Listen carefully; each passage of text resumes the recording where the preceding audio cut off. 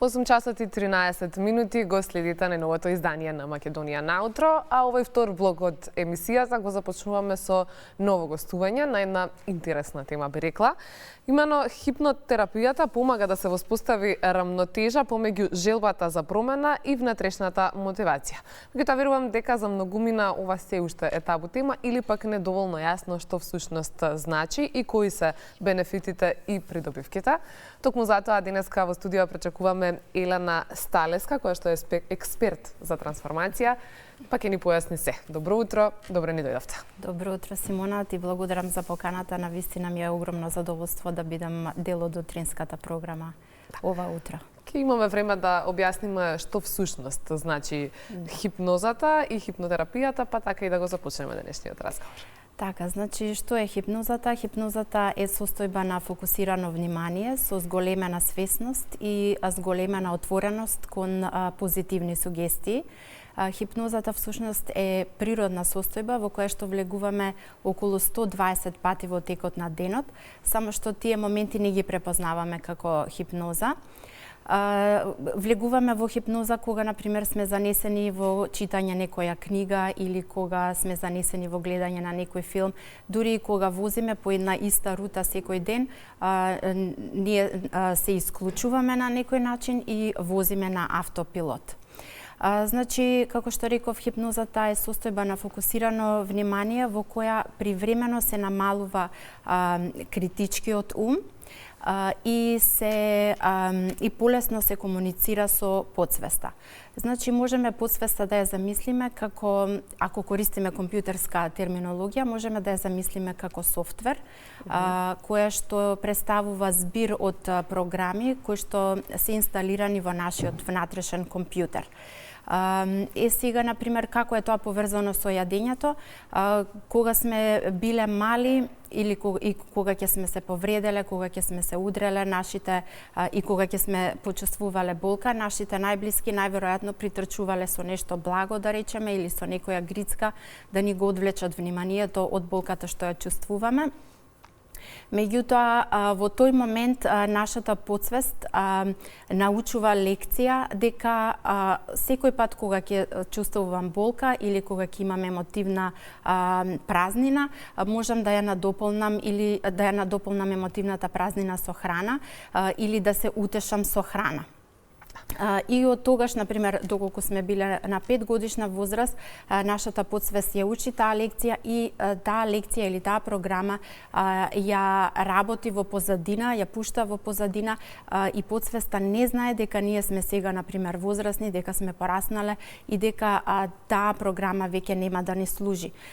И токму тоа е моќта на хипнозата, да влеземе во компјутерот, во нашиот внатрешен компјутер, да ги избришеме старите програми кои што веќе не ни служат и да инсталираме нови, со кои што ќе почувствуваме поголема контрола врз храната, например, конкретно.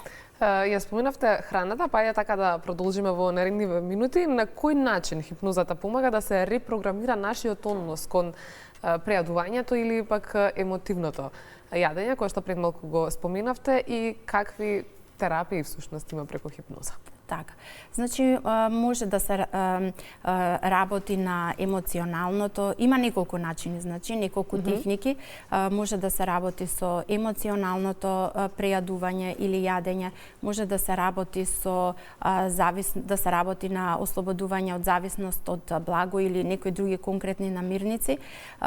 И една метода која што работи на намалување на апетитот и намалување на порциите, на големината на порциите, е виртуелниот гастричен стегач, кој што е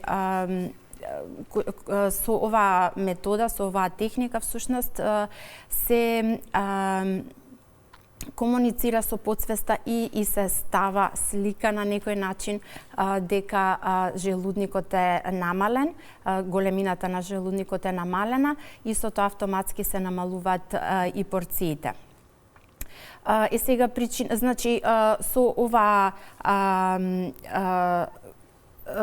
и со оваа техника нема несакани последици, нема период на закрепнување, например како што би било по некоја операција, и причината поради која што е ефикасна е поради тоа што умот не прави разлика меѓу тоа што е вистина, тоа што е реалност и тие мисли кои што ќе ги ставиме во нашата глава, во нашиот ум.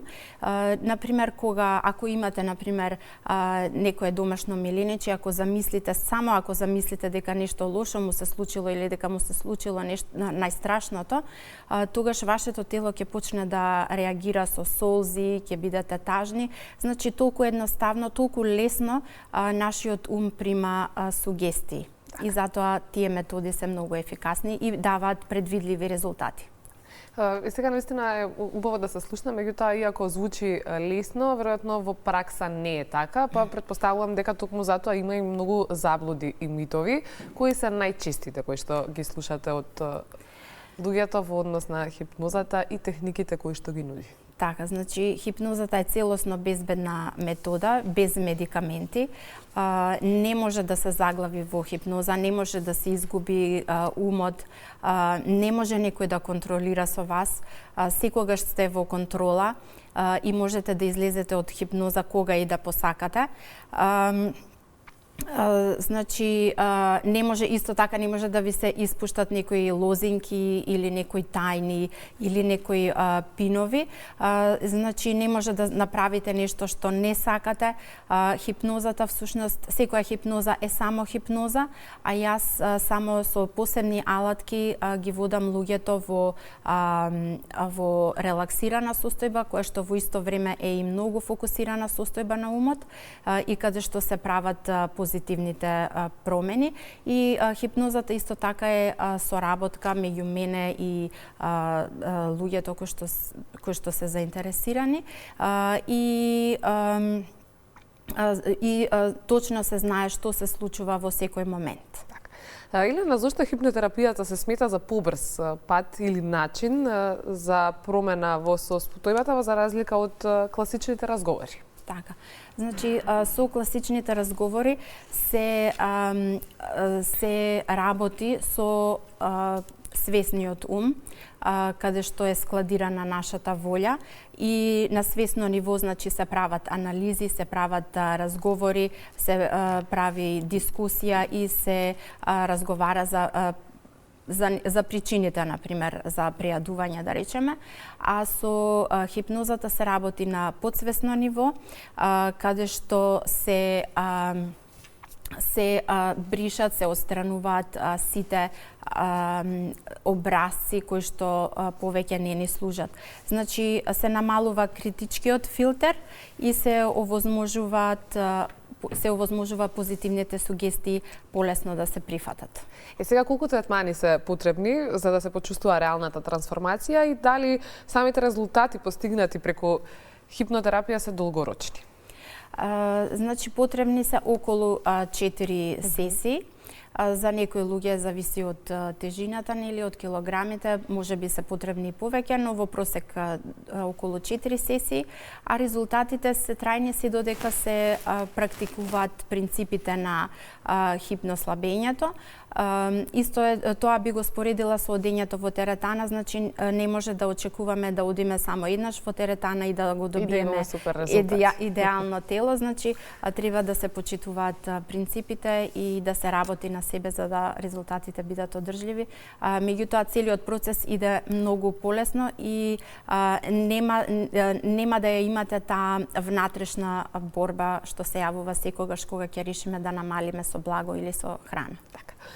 Споменав уште во самата најава дека веројатно за другите земји не знаеме, меѓутоа конкретно кај нас во Македонија дека или може би табу тема или тотално непозната, така што покажува вашето работно искуство, колку е развиена свеста кај нас за овој вид терапија во споредба со останатите држави, Европа па и пошироко. Свеста е во развој, има неколку групи на луѓе, значи луѓе кои што се предпазливи, кои што се плашат и тоа е плашат од непознатото и тоа е сосема нормална реакција. Има луѓе кои што се фасцинирани и имаат чекор, и има луѓе кои што чувствуваат страф, но сепак се заинтересирани, се заинтригирани.